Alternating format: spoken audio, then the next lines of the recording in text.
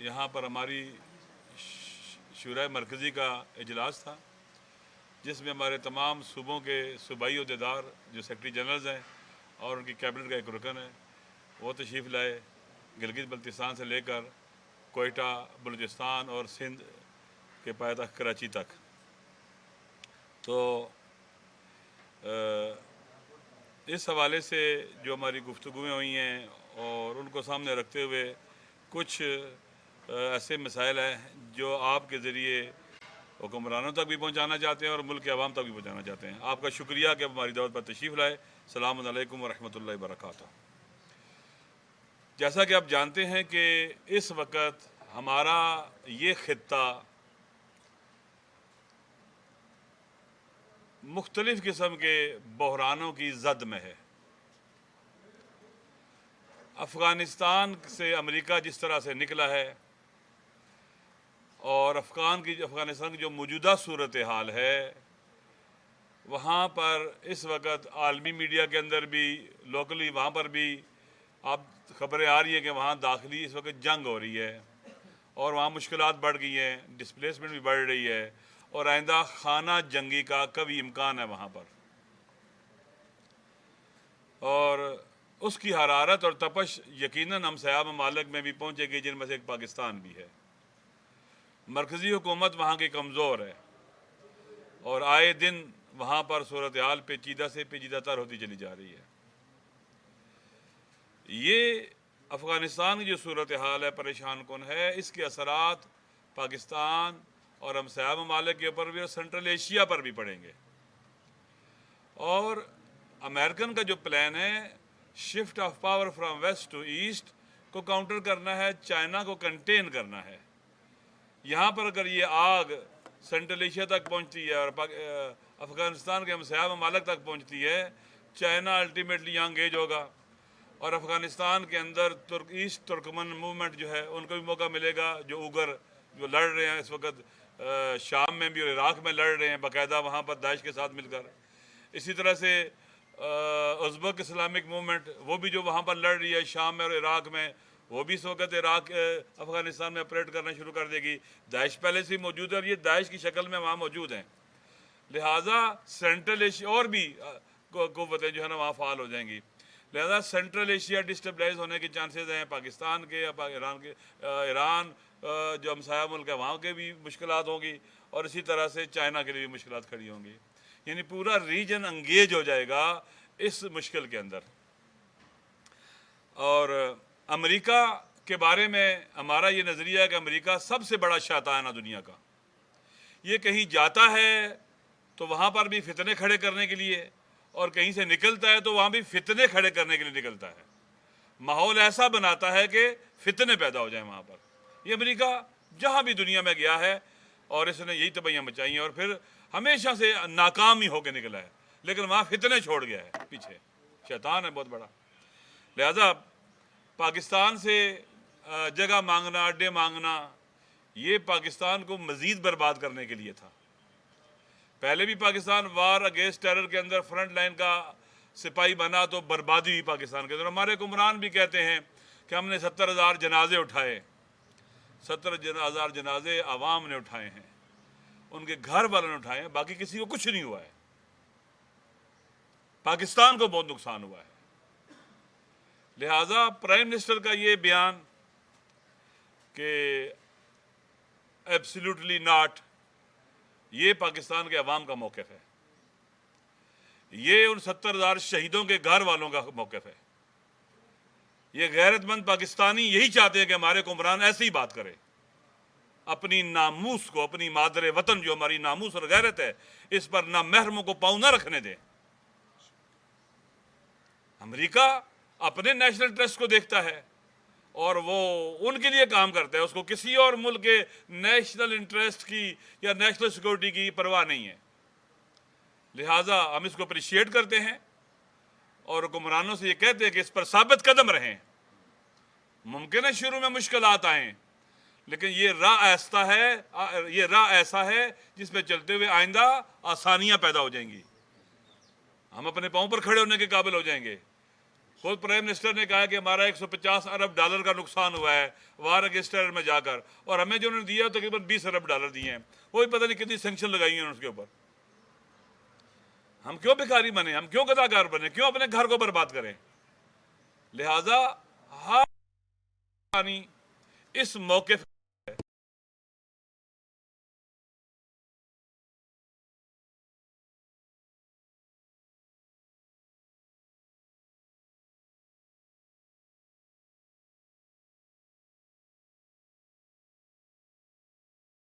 سیاستدانوں کو چاہیے ایک پیج پر آئیں، ہماری حکومت اور اسٹیبلشمنٹ بھی ایک پیج پر آئے۔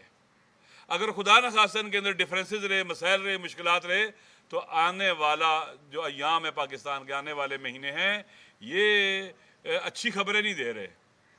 خود خبر حلقوں کے اندر باتیں ہو رہی ہیں جی کہ جولائی اور اگست میں پاکستان میں حالات خراب ہوئیں گے۔ بعض لوگ کہتے ہیں جی کہ یہاں پر سیکیورٹی کے پرابلم پیدا ہوں گے اور پتہ نہیں کیا ہوگا۔ بعض کہتے ہیں خانہ جنگی کی باتیں کرتے ہیں بعض لوگ۔ اس طرح کی باتیں درست نہیں ہیں۔ افغانستان میں ڈسپلیسمنٹ ہے، وہاں سے لوگ نکلیں گے، ادھر آئیں گے اور مشکلات کھڑی ہوں گی پاکستان کے لیے۔ پہلے بھی پاکستان کے اوپر مہاجرین کا بہت زیادہ بوجھ ہے اور یہاں کی سوشل ڈیموگرافی کے اوپر اس کے بہت زیادہ نیگیٹو اثرات ہیں۔ لہٰذا ہمارے حکمرانوں کو ایک پیج پر آنا چاہیے۔ یہی ایبسلیوٹلی ناٹ والا ہے، وہاں پر ہم کوئی مداخلت نہیں کرتے۔ افغانستان کے عوام کو حق ہے کہ وہ اپنی حکومت خود بنائیں، جیسے ہمیں حق ہے کہ ہم اپنا حکومتی نظام خود بنائیں۔ ہر ملک کے عوام کو حق ہے کہ وہ اپنا حکومتی سسٹم خود بنائیں اور دنیا کو اسے ماننا چاہیے۔ لہٰذا کسی قسم کا بھی ہمیں اس میں مداخلت نہیں کرنی چاہیے، خدا نخواستہ۔ البتہ خطے کے ممالک کا امتحان ہے شفٹ آف پاور کے حوالے سے۔ وہ امریکہ یہ چاہتا ہے کہ ایسا بحران کھڑا کر کے جائے کہ وہ یہ کہے کہ وہ لوگ جو دنیا کو لیڈ کرنے کی بات کرتے ہیں شفٹ آف پاور کے ذریعے، وہ اپنی بغل کے اندر بالکل ساتھ اگر ایک بحران حل نہیں کر سکتے تو دنیا کے مسائل کیا حل کریں گے؟ لہٰذا یہ انتہائی خطرناک فتنہ ہے جس کے بیچ یہاں کاش کر کی امریکہ نے اور یہاں سے جا رہا ہے کاش کر کے۔ اس لیے بہت زیادہ ضرورت ہے کہ ان ممالک کی آپس میں انڈرسٹینڈنگ کی۔ Pakistan, China, Russia, central Asia کے ممالک، ایران اور دیگر مسلمان ممالک جو انفلوئنس رکھتے ہیں افغانستان کے اندر، انہیں چاہیے مل کر اس بحران کا حل کریں اور اس کو خدا نخواستہ خانہ جنگی کی طرف نہ جانے دیں۔ پہلی افغانستان 40 سال سے زیادہ عرصہ ہونے کو ہے، وہاں پر گہرے گھاؤ لگ چکے ہوئے ہیں، کوئی گھر نہیں جو متاثر نہ ہو، بہت زیادہ بے گناہوں کو خون بہہ چکا ہے، بچے، عورتیں، بڑے، بوڑھے، نوجوان مارے جا چکے ہیں اور وہ فتنوں کی آگ میں جل رہا ہے وہاں پر۔ لہٰذا ان سب کی ذمہ داری ہے کہ اس فتنے کو کنٹرول کریں، اس بحران کو مینج کریں اور اس آگ کو نہ پھیلنے دیں، اور ان کی عقل کی، تدبیر کی، ان کی کیا اسے کہتے ہیں جناب والا کہ بصیرت اور شعور کا یہ امتحان ہے۔ اور مجھے امید ہے کہ اگر یہ پاکستان سمیت یہ سارے ممالک اکٹھے ہو کر وہاں کے حالات کو درست کرنے کے لیے اور وہاں کے عوام کو سپورٹ کرنے کے لیے اکٹھے ہوں گے تو کوئی نہ کوئی حل نکل آئے گا۔ اسی طرح سے پاکستان کے اندر جو احتمالات ہیں، یہاں پر مثال کے طور پر کوشش یہ کی جائے گی آئندہ آنے والے دنوں میں جو بحران کھڑا کرنا ہے اس پورے خطے کے اندر، چائنا کو کنٹین کرنا ہے، سی پی کو ختم کرنا ہے اور امریکن نیشنل ٹرسٹ کا کرنا ہے، حفاظت کرنی ہے۔ پاکستان میں ایتھنک بیسز کے اوپر یہاں پر لڑائیاں کرانے کے امکانات ہیں ان کے، وہاں لسانی، قومی، حتیٰ فرقہ وارانہ۔ پچھلے سال آپ نے محرم دیکھا تھا کہ کس طرح سے اچانک سے ایک کیا اسے کہتے ہیں جناب والا فرقہ وارث کی فضا بن گئی اور بڑے بڑے مفتی صاحبان بھی اس کا حصہ بن گئے اور دشمن نے استعمال کیا ان سب کو، پاکستان کے دشمنوں نے استعمال کیا ان سب کو۔ لہذا آنے والا محرم بہت اہم ہے، اس میں بھی فتنے کھڑے کریں گے۔ دشمن چاہے گا جیسے افغانستان کے حالات خراب ہیں پاکستان کے حالات بھی خراب کیے جائیں، یہاں فرقہ وارانہ مسائل کھڑے کرنے کی کوشش کی جائے گی۔ ہمیں بہت پہلے سے فرقہ وارانہ ہمانگی کے لیے کام کرنا چاہیے، ابھی بھی کرنا چاہیے، ہر روز کرنا چاہیے۔ میرا آپ کے توسط سے پاکستان کے تمام شیعہ سنی علماء، شخصیات، مؤثر طبقات، خطباء، واعظین، ہر ایک سے میری اپیل ہے کہ یہ حالات بہت خطرناک ہیں، انہیں سمجھنے کی کوشش کریں۔ ہمارا ملک بحرانوں کے کیا کہتے ہیں جناب والا کہ بحرانوں کی دلدل کے کنارے کھڑا ہے۔ ہمارا خدا نخواستہ یہ نقش رول نہیں ہونا چاہیے کہ اس کو ہم دلدل میں پھینکیں۔ لہذا ماہ محرم کے اندر محبت کی باتیں ہوں، دوستی کی باتیں ہوں اور کیا اسے کہتے ہیں کہ دین لوگوں تک پہنچایا جائے، اخلاق پہنچایا جائے اہل بیت علیہ السلام کا، اور شیعہ سنی مل کر عزاداری سید الشہداء کو انجام دیتے ہیں، بہتر طریقے سے انجام دیں، حکومت فیسیلیٹیٹ کرے، انتظامیہ فیسیلیٹیٹ کرے، اور پرامن طریقے سے یہ ہونا چاہیے۔ اور محرم کے ایام میں جو شخص بھی خدا نخواستہ فرقہ وارانہ آگ لگانے میں رول پلے کرے گا، اس کا نہ اہل تشیع سے تعلق ہے نہ اہل سنت سے تعلق ہے، یہ دشمن کا ایجنٹ ہوگا۔ جو بھی فرقہ وارانہ پاکستان کے اندر آگ لگانے کی کوشش کرے گا اور اس ماحول کو خراب کرے گا، حساس ایام میں دشمن چاہتا ہے کہ پاکستان ڈسٹیبلائز ہو جائے۔ اور مجھے امید ہے انشاءاللہ آنے والا محرم اگر ہم نے کوشش کی سب نے مل کر، پرامن محرم ہوگا، بہترین محرم ہوگا۔ لوگ امام حسین علیہ السلام سے سیکھیں گے کربلا سے کہ کس طرح زمانے کے یزیدوں کا مقابلہ کیا جاتا ہے، کس طرح زمانے کے فرعون اور نمرودوں کا مقابلہ کیا جاتا ہے اور ان کے منصوبوں کو ناکام بنایا جاتا ہے۔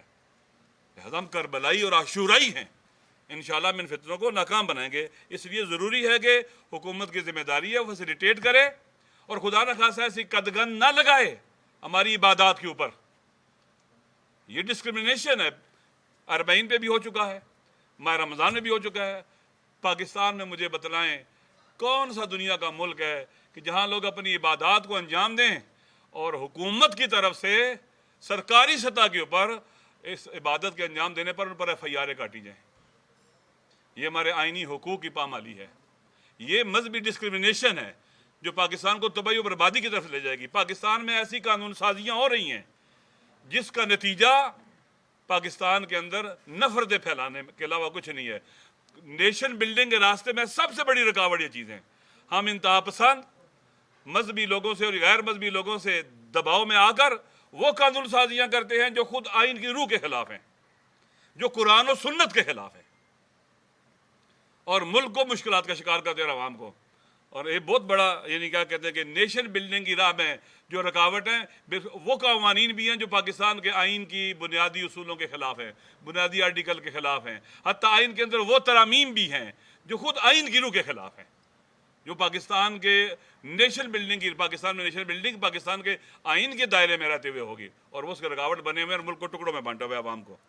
یہ درست نہیں ہے۔ واعظ اور عقل مند لوگ جو ہیں وہ آنے چاہیے، باوقار لوگ آنے چاہیے اس طرح کے کاموں کے اندر۔ آپ دیکھیں 22 نکات جو ہیں وہ لکھے ہیں علماء نے لکھے، جن کی بنیاد پر پاکستان کا آئین بھی بنا ہوا ہے۔ کس طرح کے باوقار علماء تھے، کتنوں نے مل کر اچھا کام کیا اور سب نے اتفاق رائے سے کیا اور کوئی بحران پیدا نہیں ہوا، کوئی مشکل پیدا نہیں ہوئی۔ اور پاکستان میں اس طرح کی جو قانون سازیاں ہو رہی ہیں یہ مشکلات کھڑی کر رہی ہیں اور پاکستان کو ایک مسلم پاکستان سے ایک مسلکی پاکستان بنانے کی طرف لے کے جا رہی ہیں۔ اور یہ اگر پاکستان میں اس طرح کی صورتحال ہوئی تو یہ پاکستان پھر اس طرح سے آگے نہیں چلے گا، مشکلات پیدا ہوں گی پاکستان کے لیے۔ یکساں نصاب تعلیم بھی ایسا ہی ہے، یکساں نصاب تعلیم جس میں پاکستان میں بسنے والے پاکستانی جن کے پاس گرین پاسپورٹ ہے وہ فیل کریں یہ یکساں ہے، وہ معتقد ہوں یہ یکساں ہے۔ لیکن ابھی تک جو عام نظام نصاب تعلیم ہم نے دیکھا ہے وہ یکساں نصاب تعلیم نہیں ہے، انریسٹ پیدا ہو رہی ہے، لوگوں کے اندر شکوک و شبہات جنم لے رہے ہیں۔ بعض جگہ پر ایسے لوگوں کو ان کمیٹیوں میں رکھا گیا ہے وہ وہاں بیٹھ کر مناظرے کر سکتے ہیں، یکساں نصاب تعلیم نہیں بنا سکتے۔ اور اس سے وہی دوبارہ پنڈورا باکس کھلے گا جو پچھلی دفعہ پنجاب اسمبلی کی غلطی سے ہوا تھا۔ کشمیر کے الیکشن بہت عام ہے، حساس علاقہ ہے، وہاں پر فری اینڈ فیئر الیکشن ہونا چاہیے۔ دنیا کی نظریں وہاں پر ہیں، خود کشمیر کے لوگ یہ فیل کریں کہ فری اینڈ فیئر الیکشن ہوا ہے۔ خدا نخواستہ وہاں پر اگر ریاسی صورتحال پیدا ہوئی اس کے نقصانات ہوں گے، خود پاکستان کو بھی نقصانات ہوں گے، مقبوضہ کشمیر کے لوگوں کا بھی نقصان ہوگا اور باقی لوگوں کا بھی نقصان ہوگا۔ اس لیے ہمیں چاہیے کہ کشمیر کے الیکشن کے اندر باقاعدہ حکومت ایسی گراؤنڈ لیول پلے ایک طرح کا پلے کرنے کی گراؤنڈ مہیا کرے تاکہ کوئی یہ نہ کہے جی کہ ریگنگ ہوئی ہے، پری پول ریگنگ ہوئی ہے، دوران پول ریگنگ ہوئی ہے یا بعد میں، یہ درست نہیں ہوگا۔ اسے صرف سیاسی جماعتیں اپنے مفادات کے طور پر نہ دیکھیں، پاکستان کے انٹرسٹ کے حوالے سے بھی دیکھیں۔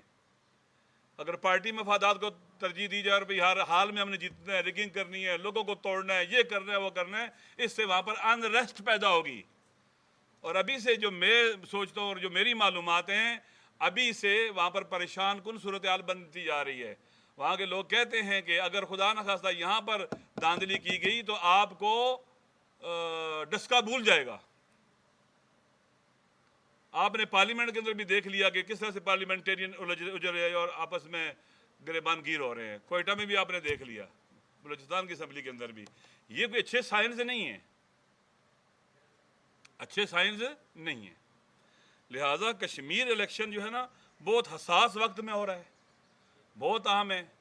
خود مودی نے مقبوضہ کشمیر کے وہاں کشمیری رہنماؤں کو بلایا، ان کے ساتھ میٹنگ کی ہے، بہت اہم ہے۔ ہر کوئی اپنے ہاؤس کو آرڈر کرنے کی کوشش کر رہا ہے، کیونکہ پاکستان کے حوالے سے ان لوگوں نے خدا نخواستہ ایسا نہ ہو کہ وہ دشمن کو ہم کامیاب کریں اپنی چھوٹے سے مفادات کو حاصل کرنے کے لیے۔ میں سے بات ہے مسلمین وہاں پر فری اینڈ فیئر الیکشن کے حوالے سے بھرپور کردار ادا کرے گی، اور اس کا ہم برابر حصہ ہیں، چونکہ ہم ایک پولیٹیکل انٹیٹی بھی ہیں اور ہم کام کر رہے ہیں، انشاءاللہ وہاں پر الیکشن میں بھرپور شریک ہوں گے۔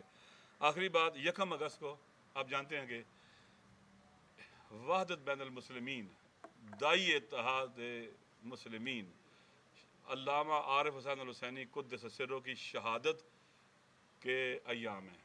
ہم ہر سال ان کی شہادت کی برسی مناتے ہیں اور پورے پاکستان سے شیعہ سنی اس میں شریک ہوتے ہیں۔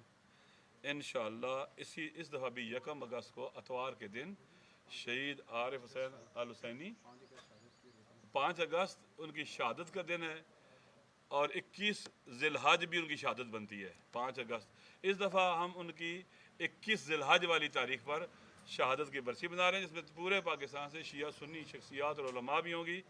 21 ذی الحج 1 اگست، اور 1 اگست 21 ذی الحج انشاءاللہ شہید قائد کی برسی ہوگی پچھلے سالوں کی طرح، اور اس میں بھی اس کو بھی ہم شیعہ سنی یونٹی کا ایک وحدت کا اجتماع بنائیں گے۔ محرم سے چند دن پہلے آئیے، تقریباً 8-9 دن پہلے، انشاءاللہ وہاں سے بھی ایک اچھا پیغام جائے گا پورے پاکستان کے اندر۔ ہم پورے پاکستان میں عزاداری کونسل، عزاداری کے کانفرنسز کر رہے ہیں پورے پاکستان میں، تاکہ شیعہ سنی وہاں اکٹھے ہوں، اور اس پلیٹ فارم سے بھی ہم وحدت کا کام کریں، تاکہ خدا نخواستہ دشمن جو فتنے کی آگ لگانا چاہتا ہے پچھلے سال کی طرح اور خطرناک ہو گئے سال، اس کو ہم روک سکیں۔ اسی طرح سے ہم ایک لیٹر لکھ رہے ہیں پورے پاکستان کے بااثر لوگوں کو، علماء کو، ذاکرین کو، خطباء کو، واعظین کو، سیاسی شخصیات کو، پارلیمنٹیرینز کو، کیا اسے اسلامی نظری کونسل کو، جتنے بھی بااثر ادارے اور شخصیات ہیں، ہم ان کو اپنی طرف سے لیٹر بھی لکھ رہے ہیں اس حوالے سے، تاکہ اویئرنیس پیدا کرنے میں پاکستان میں ہمارا رول ہو۔ انشاءاللہ ہم قریب میڈیا کے حوالے سے بھی، میڈیا پرسن کے ساتھ بھی میٹنگ رکھیں گے، جو ہمارے کنسرن ہیں اس ریجن کے اندر جو تحولات ہیں اس حوالے سے ہم گفتگو کریں گے اور اپنے بات چیت کریں گے، تاکہ ہم میڈیا کے پرسن کے ساتھ بھی بات کر سکیں، اور سیاسی جماعتیں ہیں سب کے ساتھ انشاءاللہ ہم تیزی کے ساتھ رابطے بڑھائیں گے، تاکہ ہم اپنے وطن کے اندر کسی بھی فتنے کی آگ کو بجھانے میں رول پلے کر سکیں، اور اس آگ کو شعلہ ور نہ ہونے دیں اگر دشمن جلانا چاہتا ہے یا اس نے جلائی ہوئی ہے تو۔ شکریہ۔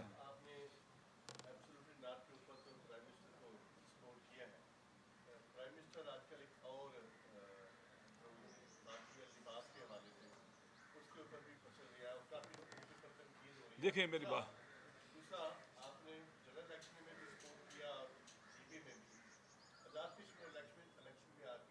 آزاد کشمیر میں آزاد ہیں۔ اچھا، تو جہاں تک تعلق ہے لباس کا، ہم پاکستانی ایک تہذیب رکھتے ہیں، ایک تمدن کے وارث ہیں، جسے ہم اسلامی تہذیب و تمدن کہتے ہیں، جس کے اندر ہمارے علاقائی رسوم و رواج بھی موجود ہیں، اور رسوم و رواج میں لباس آتا ہے، زبان آتی ہے، شعر و ادب آتا ہے، سب کچھ آتے ہیں، روایات بھی آتی ہیں۔ تو اسلامی تہذیب و تمدن، اسلام کسی بھی تہذیب و تمدن سے لڑتا نہیں ہے، بلکہ تہذیب و تمدن کے اندر اگر کوئی خدا نخواستہ اسلام اور دین کے خلاف چیزیں ہیں تو وہ ان کی اصلاح کرتا ہے، باقی ان کو خوبصورت بنا دیتا ہے۔ اسلام کے اندر برہنگی درست نہیں ہے، برہنہ پن درست نہیں ہے، بے حیائی درست نہیں ہے۔ باقی آپ جیسا لباس پہنیں، اسلام لباس کہتا ہے باوقار ہونا چاہیے، لیکن وہ نہیں کہتا کہ آپ شلوار قمیض ہی پہنیں، باوقار لباس پہنیں، ایسا لباس جو انسان جسے پہنے ہوئے باوقار لگے، برہنگی نہ ہو اس کے اندر۔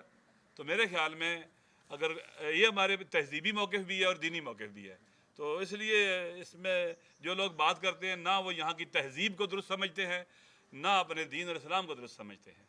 دونوں حوالوں سے تہذیبی اور دینی حوالے سے باوقار لباس اور برہنگی جس میں نہ ہو، یہ اسلام اس کو سپورٹ کرتا ہے. اور ہم بھی اپنے گھروں میں ہی لباس پہنتے بھی ہیں، ہماری مائیں بہنیں بیٹیاں بھی ایسی رہتی ہیں.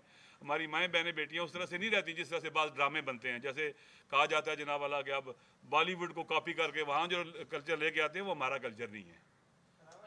آپ جیسے کہ آپ سمیت علماء کرام جو ہے وہ مسلمانوں کے مابین وحدت کے حوالے سے کوششیں کر رہے ہیں، لیکن ہر سال جیسے بھی آپ نے فرمایا کہ کوئی نہ کوئی واقعات ایسے ہوتے ہیں جس سے فرقہ وارانہ ہوا کو دائرہ پھیلنے میں مدد مل سکتی ہے یا ملتی ہے.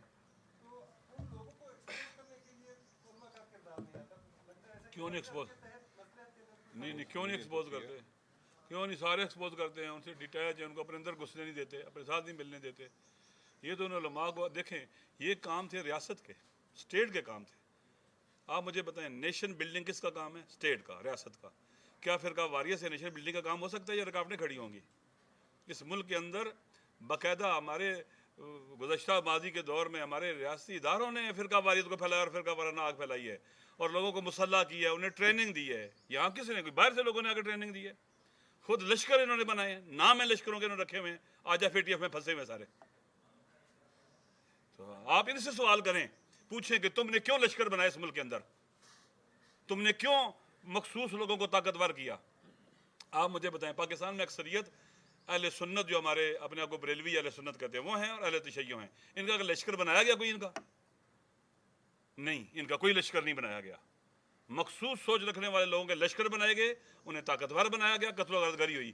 جب سوسائٹی کے اندر جو ہے نا ایک پاور ڈیموگرافی بھی ہوتی ہے، سوشل ڈیموگرافی پاور کی، اس کو جب آپ چھیڑیں گے تو سوسائٹی ان بیلنس ہو جائے گی اور ناامنی اور مشکلات کھڑی ہوں گی اور نفرتیں پھیلیں گی. یہ چھیڑا ہے خود انہوں نے.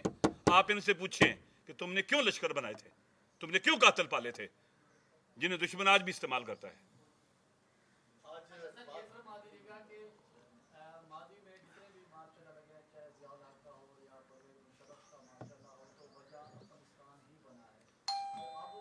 میں کہنا چاہتا ہوں بس آسان، یہ بہت بڑا بات ہے آپ کی.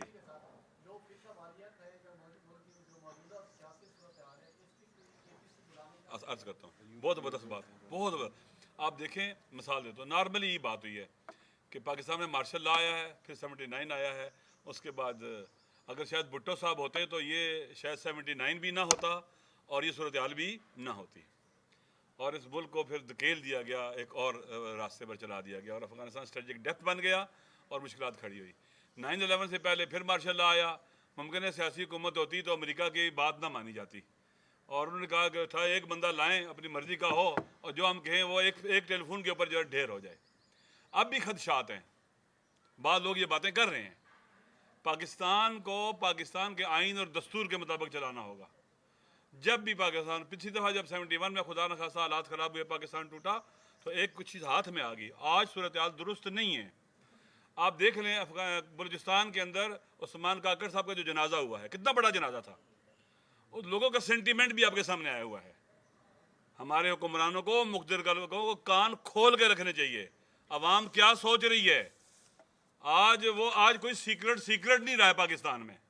ہر چیز اوپن ہو کے سامنے آ رہی ہے، اوپن سیکرٹ ہو چکی ہوئی ہے.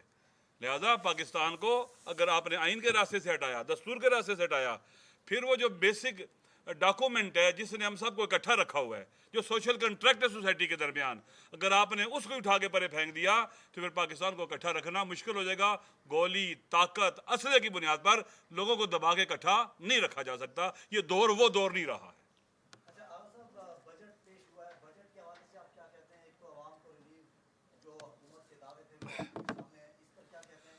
دوسرا یہ بتائیں کہ پارلیمنٹ ایک مقدس ایوان ہے، اس کے اندر جو پچھلے دنوں کو جو کچھ دیکھنے کو ملا، جو زبان استعمال کی گئی حکومتی اور اپوزیشن اراکین کی طرف سے، آپ کی جماعت کے بھی نمائندے ایوان میں مختلف ایوانوں میں بیٹھے ہیں، تو کیا کہیں گے اس ساری صورتحال پر؟ سب پہلی بات یہ ہے کہ پارلیمنٹ واقعی ایک مقدس ادارہ ہے جہاں قوم کے نمائندے بیٹھتے ہیں اور ملکی وقار، نیشنل سیکورٹی کے حوالے سے، نیشنل ٹرسٹ کے حوالے سے اور عوام کے حوالے سے عام قانون سازیاں کرتے ہیں اور فیصلے کرتے ہیں.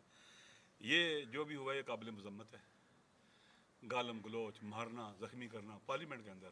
لیکن یہ ایک بات اور کی طرف نشاندہی کرتا ہے، کتنی فرسٹریشن ہے، کتنی نفرتیں آپس میں پھیل چکی ہیں. یعنی سیاسی اختلافات دشمنیوں میں ڈھل رہے ہیں. आम तौर पर ऐसे भी सियासी इख्तलाफ होता है, इख्तलाफ जब दुश्मनी में ढल जाए ये बहुत ख़तरनाक हो जाता है। और मेरे ख्याल में वाक़ई पाकिस्तान के अंदर एक ज़माने में बहुत ज़्यादा बावकार पार्लियामेंटेरियन होते थे जिनका नाम होता था, सब इख्तलाफात के बावजूद वो चीज़ों को मैनेज करके रखते थे। और अब ऐसे लोगों का शदीद फुकदान हो गया हुआ है, जिसका नतीजा आप देख रहे हैं कि ऊपर से लेकर नीचे तक लड़ाइयाँ आपस में भी लड़ाइयाँ हैं और एक दूसरे से भी लड़ाइयाँ हैं। ये तो बजट के हवाले से देखें, जब भी कोई बजट बनता है, जब से हमने देखा है कि आम तौर पर यही रहा है कि पाकिस्तान के अवाम को उसमें रिलीफ नहीं मिला है। ये एक सीरीज़ है तकरीबन, जब से तकरीबन कह सकते हैं गुज़श्ता का 15-20 साल को तो हम बहुत ज़्यादा सबके सामने बात है, रिलीफ नहीं मिलता, महंगाई बहुत ज़्यादा है, हुक्मरानों को हुकूमती खर्चे, गैर तरक्याती खर्चे काट देने चाहिए और उन्हें काटना चाहिए और ख़ुद बहुत ज़्यादा क्या उसे कहते हैं कि सादगी अपनानी चाहिए, अननेसेसरी सफ़र रोकने चाहिए और खर्चे करप्शन को रोक कर आवाम को रिलीफ देना चाहिए। इस वक्त बिजली बहुत महंगी है और महंगाई बहुत है, खाने पीने की चीज़ें बहुत महंगी हैं, तनख्वाहें थोड़ी हैं, लोगों के अखराजात पूरे नहीं हो रहे। जब ऐसी सूरत हाल होती है तो अल्टीमेटली बंदा कहाँ से खर्चा पूरा करेगा? सब्र को बहुत कम लोग करते हैं, फिर गलत रास्ते चुने जाते हैं, जिसके वजह में फिर मुश्किलात और बुराइयाँ जन्म लेती हैं, अखलाकी बुराइयाँ भी जन्म लेती हैं।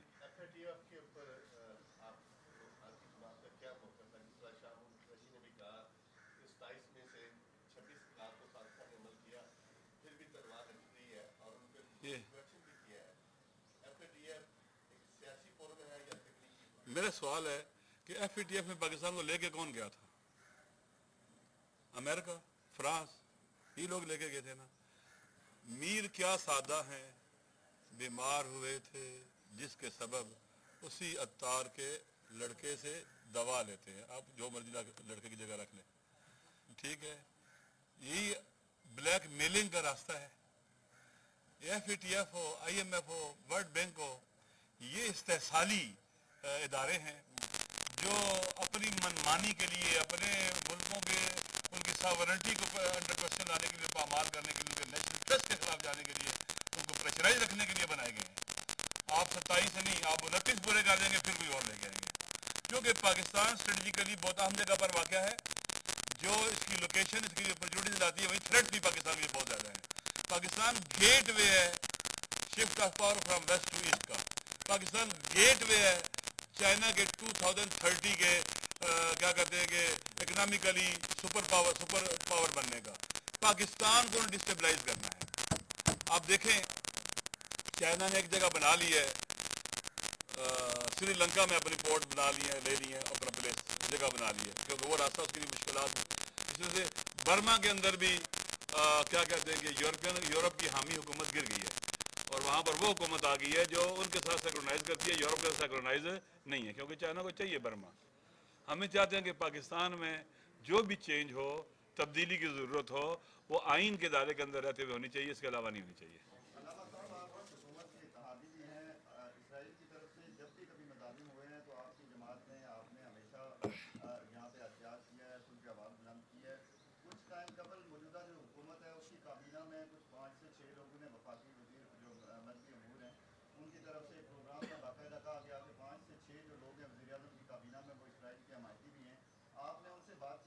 देखें हमारा उनके साथ अगर हमने सपोर्ट किया, पहली बात है कि हमारी अच्छी रिलेशनिंग है। एज सच कोई अलाइंस नहीं है जिसका नाम हो, कोई सदर और जनरल सेक्रेटरी हो, अच्छी रिलेशनिंग है।